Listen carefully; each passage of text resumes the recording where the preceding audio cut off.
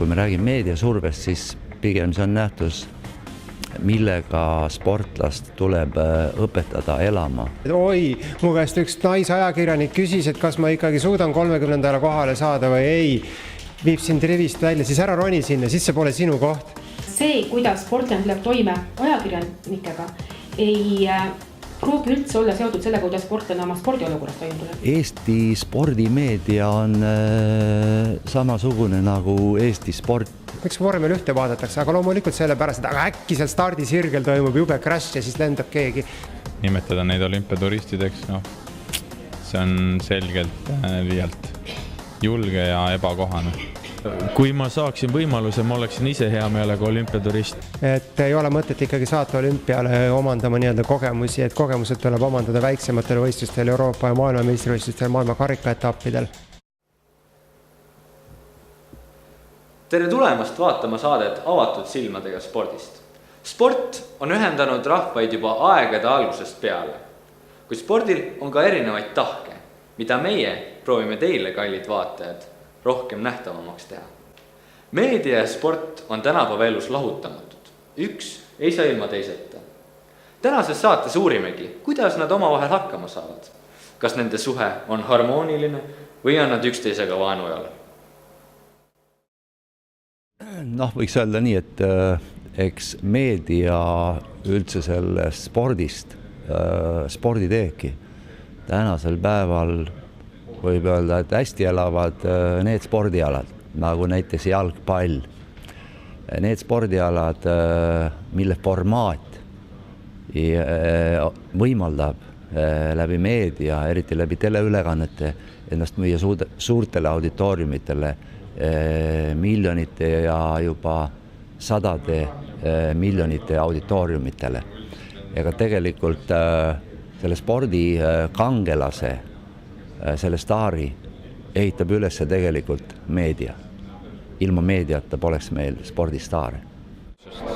Meedia ongi see, mille pärast tänapäeval sporti harrastatakse ja sporti propageeritakse, sest läbi meedia saadakse spordi jaoks vahendid. Kas meedia võib spordialaga nii-öelda madalseisu panna, nii-öelda tappa, et avaldab sellised üsna negatiivseid kommentaare või ongi selline natukene problemaatiline, et enam ei käi inimesed seal nendes trennides? Meedia on kõikvõimas küll, aga mitte nii võimas. Sport on tegelikult meediaväline. Küll aga annab sport kaasa või meedia kaasa selle spordile, et neid harrastajaid juurde saada.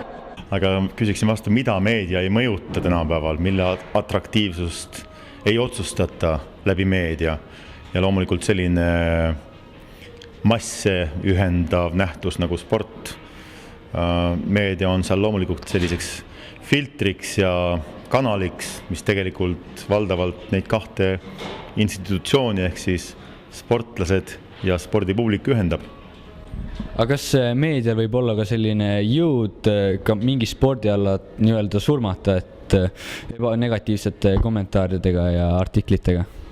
Meedial on jõud mitte üksnes surmata, vaid ka elustada, mitte üksnes spordialasid, vaid ka kõike muud. Ja seda jõudu kasutatakse ära täiega ja sageli kurjast.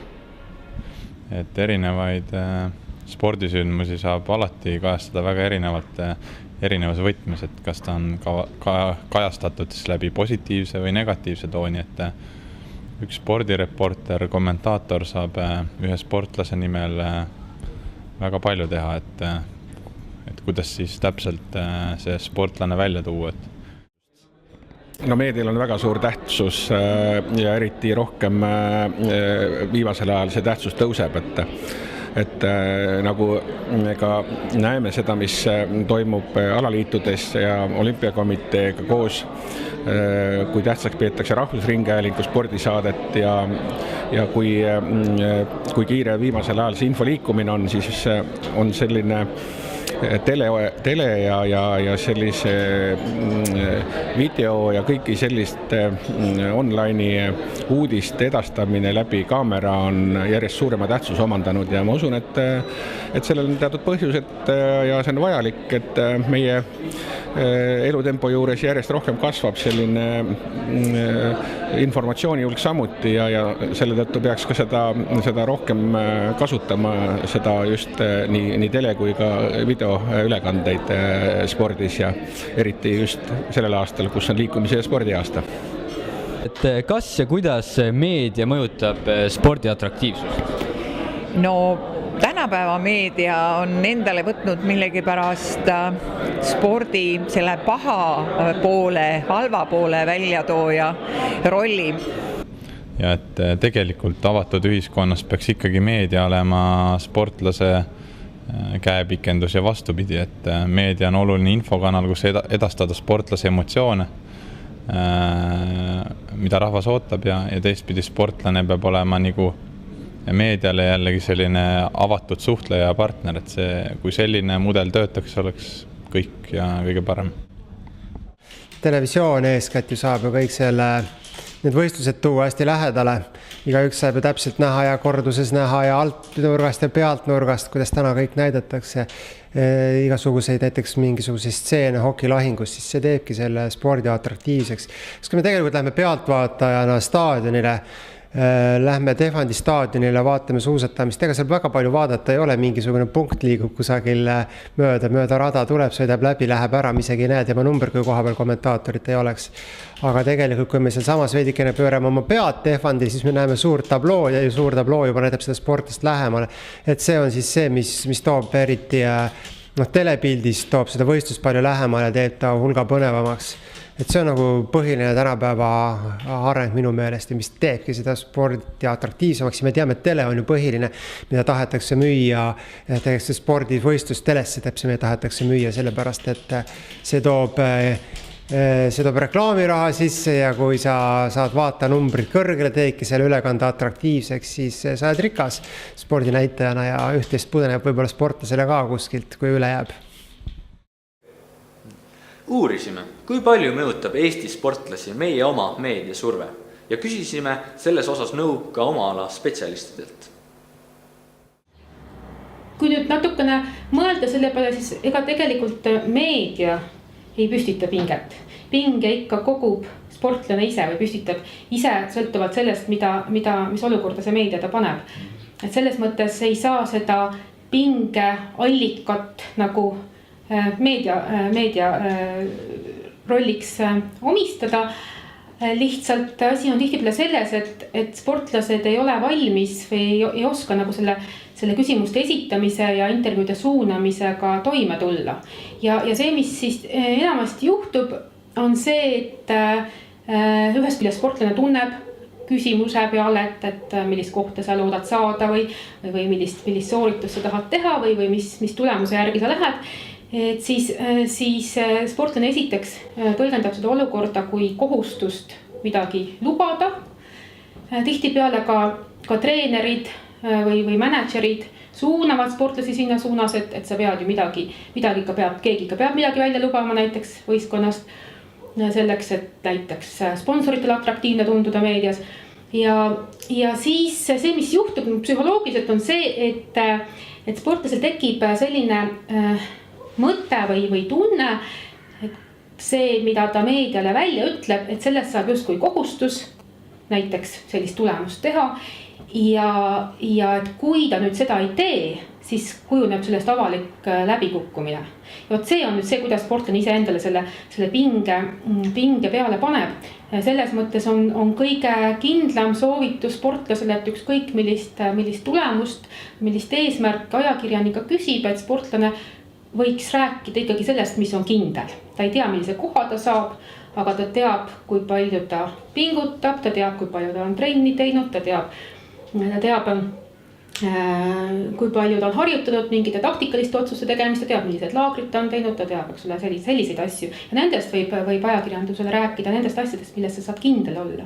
Siis sa ei pea hakkama kahtlema, et kas ma suudan midagi täita. Kui sa ennustuse annad, siis see tekitab inimesel sellise vastutuse selle ennustuse täidemineku ees, mida tegelikult sportlane kuidagi ei saa võtta. Kas see meediasurve, see nii-öelda enneaegne pärja kaela riputamine enne tähtsaid võistlusi meedia poolt, kas see on positiivne või pigem on see natukene liiga sellise pinget üles kruti? Ma leian, et see on vist elu ja see on selline ühiskond dikteerib seda, et ühiskonnal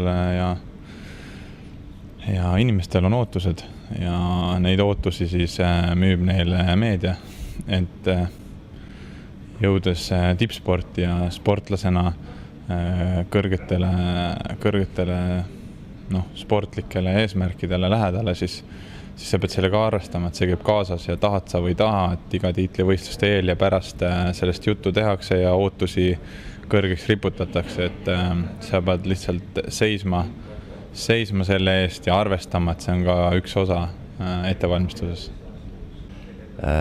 Kui me räägime meediasurvest, siis pigem see on nähtus, millega sportlast tuleb õpetada elama, eriti kui on tegu väljapaistva sportlasega ja on täiesti selge, et Eestis neid sportlasi on vähe. See meediasurve ja kui palju sellest survest nüüd sportlane võtab oma õlule ja kui palju ta laseb endast sellest mõjutada.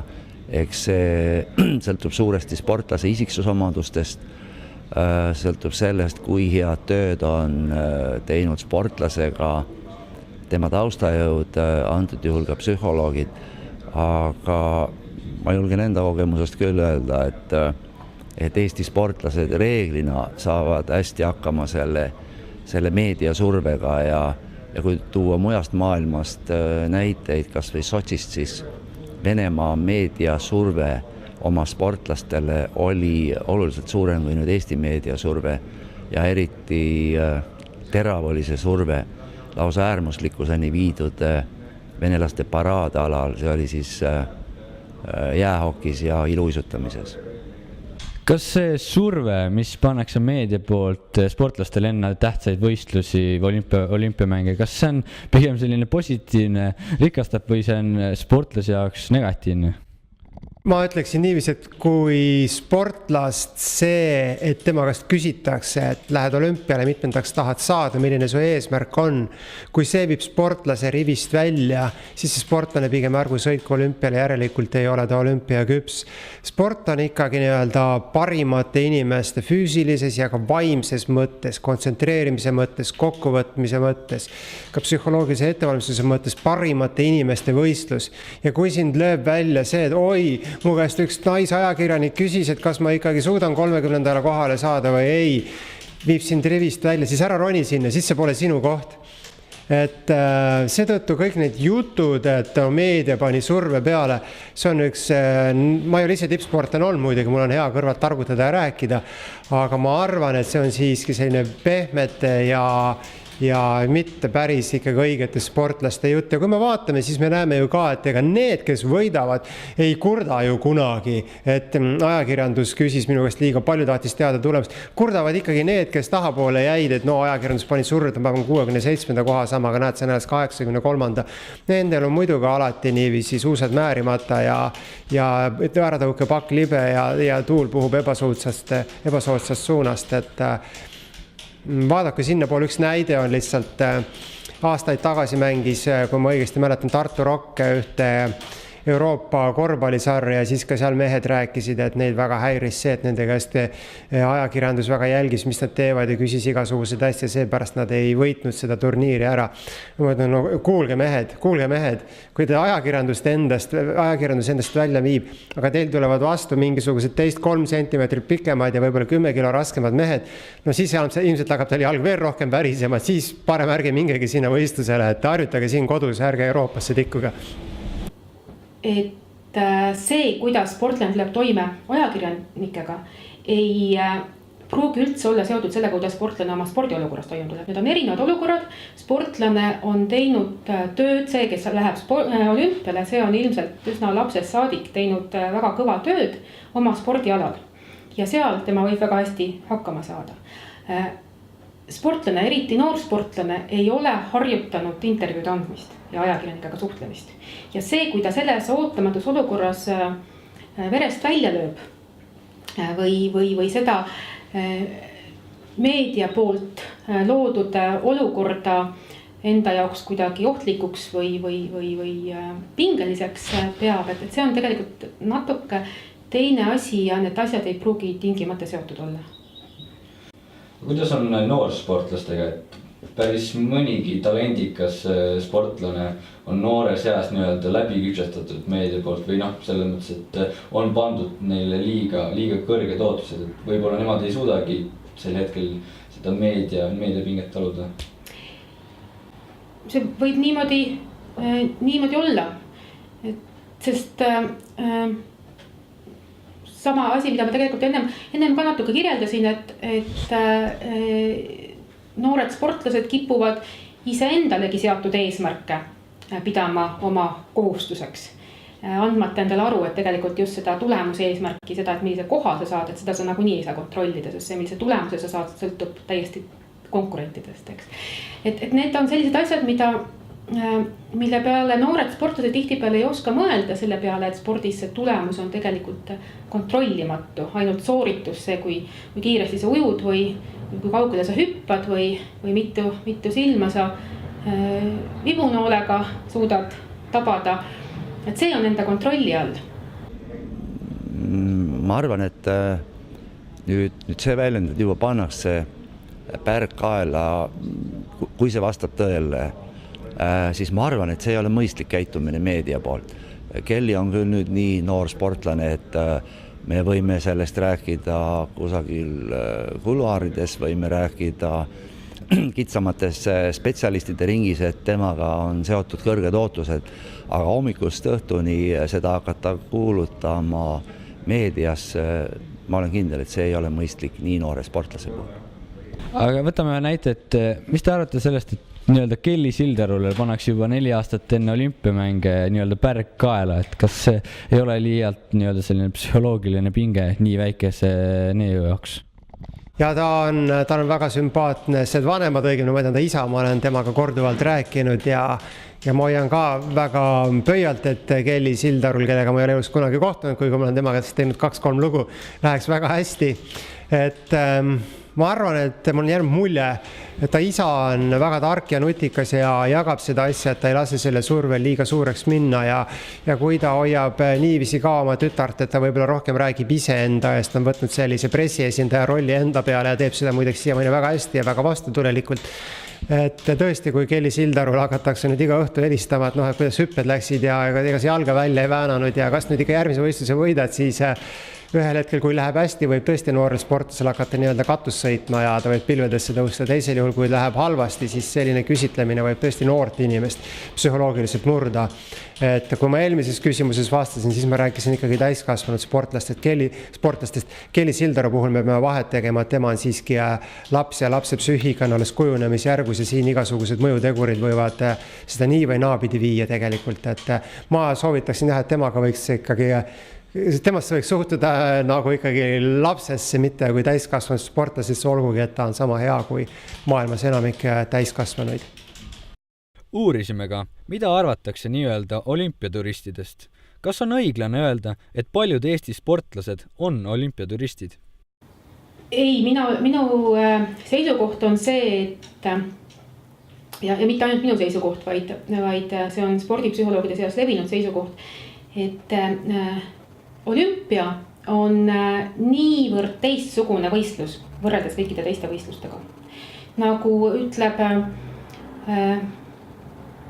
ma ei ole nüüd kindel, kas üle 4 olümpiatsükli kindlasti Ameerika olümpiakoondise juures olnud psühholoog, üks maailma nimekamaid spordipsühholooge Daniel Gold, et alati kui noor sportlane läheb esimest korda võistlusele, siis ta ütleb sellele sportlasele, et relax, et see ongi sinul see tutvumise olümpia, kus sa saad lihtsalt vaata, et mis melu seal käib ja mis show seal käib, et see on sulle tutvumiseks ja arusaamiseks, et siis järgmine kord oskad sellega arvestada.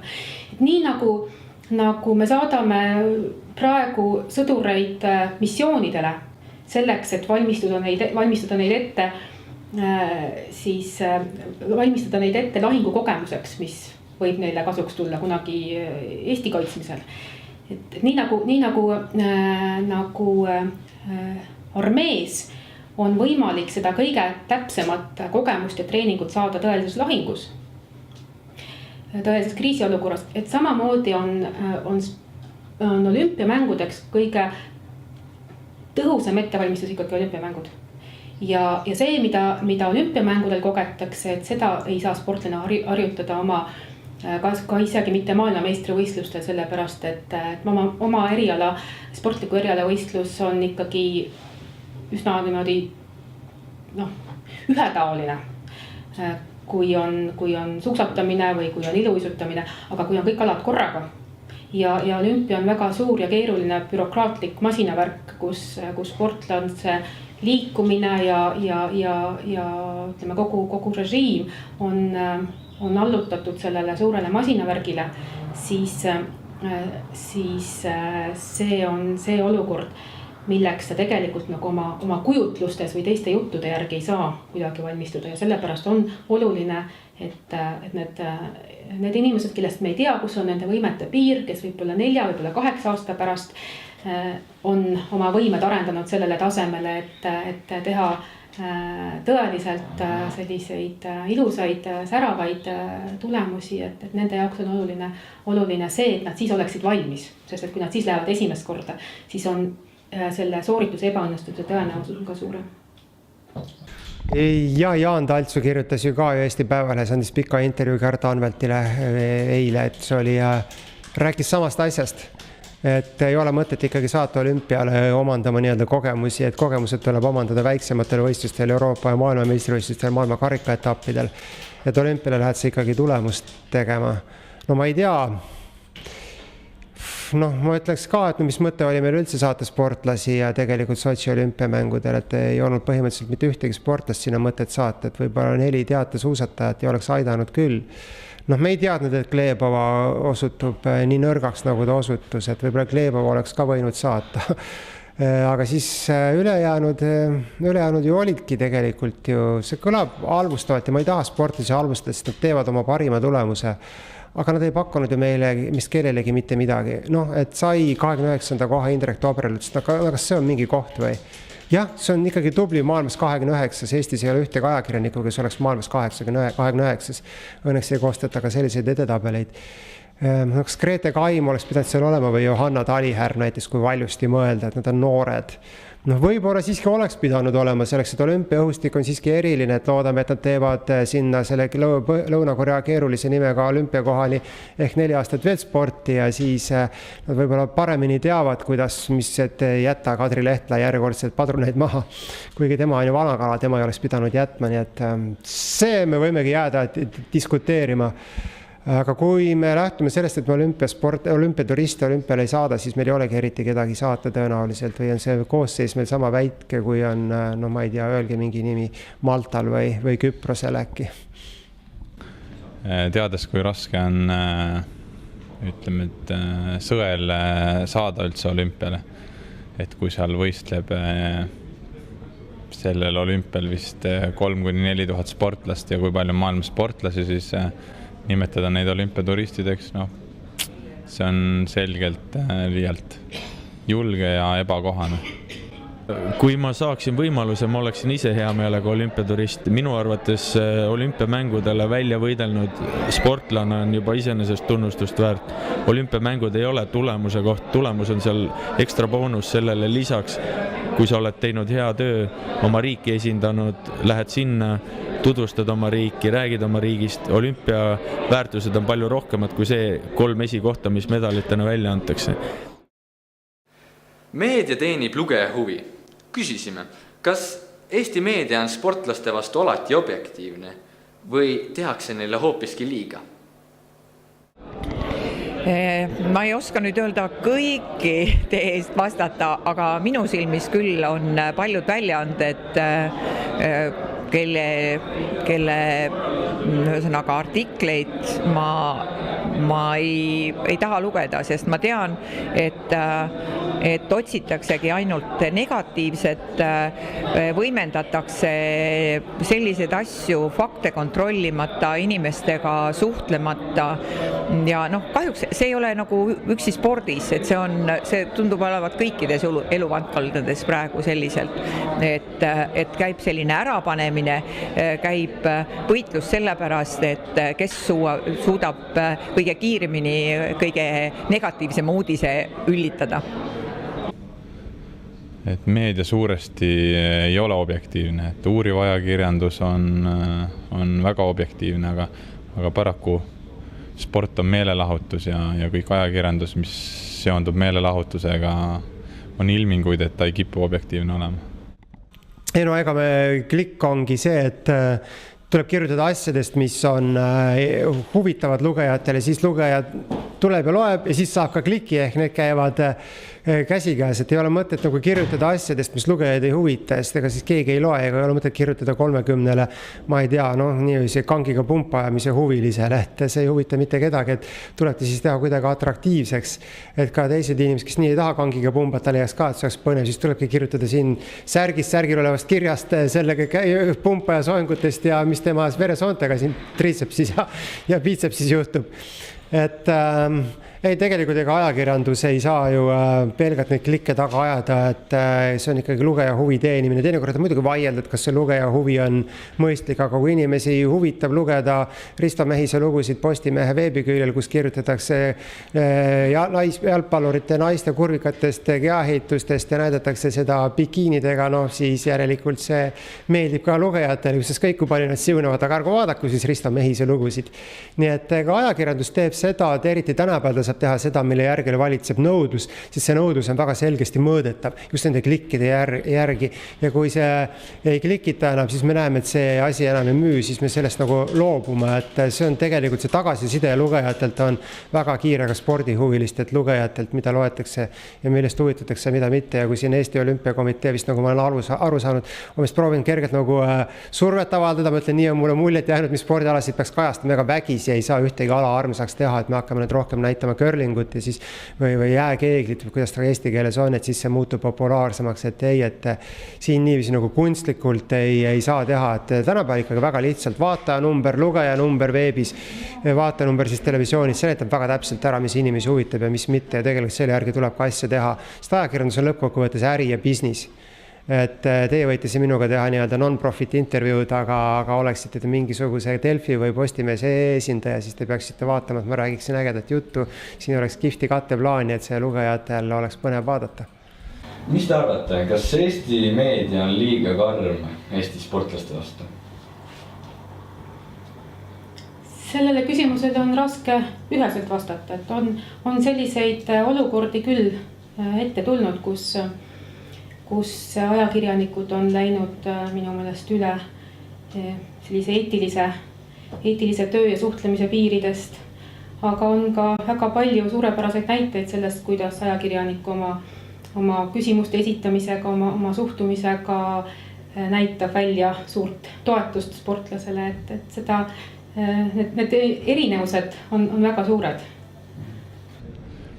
Et kõik, mis on negatiivne, isegi tühine negatiivne, see paraku on tendents, et tuuakse ajakirjanduses välja, ajakirjanikud on selle üle uhked, et teevad tööd. Aga positiivse külje pealt on see, et tihti ma panen sportlasega küll tähele, et väga suured saavutused ja sündmused tuuakse välja, aga ütleme, et sellised pisemad positiivsed ilmingud ja siuksed, ütleme, et step by step arengud, mitte väga tormilised, neid kiputakse unustama ja need millegi pärast ajakirjanike arvates siis ei ületa meediakünnist. Ja kui üldse vaadata ka spordiajakirjandust või selliseid ajakirjanduslikke kalduvusi üldse, siis kipub niimoodi olema, et nii meedia keskendub rohkem negatiivsele tulemusele kui ka inimestel, siis, kes seda meediat tarbivad, kipuvad negatiivsed sündmused, negatiivsed uudised täpsemini ja paremini meelde jääma küll. ja siis tegelikult seesama asi, mis kehtib sportlase puhul, et ka negatiivse sündmuse foonil tuleks keskenduda positiivsele ja aidata seda niigi võimenduvat, juba inimeste psüühikas võimenduvat negatiivset sündmust kuidagi mahendada ja näidata teist perspektiivi, et samamoodi on professionaalsel ajakirjanikul võimalus ka toetada sportlast ja näidata seda optimistlikumat ja lootusrikkamat perspektiivi. Kas Eesti meedia on just spordivaldkonnas pigem objektiivne või tegutseb liialt nii-öelda kliki saamise eesmärgil? Mina olen sellele nüüd hästi vilets vastaja, aga ma arvan, et Eesti spordimeedia on samasugune nagu Eesti sport, juhul kui sportlased pakuvad suurepäraseid tulemusi, kui need tipnevad olümpiavõitudega, siis Eesti ka spordimeedia kirjutab valdavalt positiivses võtmes lugusid. Kui sportlased oma esinemistes ebaõnnestuvad, ei näita häid või kõrgeid tulemusi, siis meedia on kriitiline, aga ma ei usu, et siin Eesti meedia palju erineb Soome, Rootsi või Norra meediast.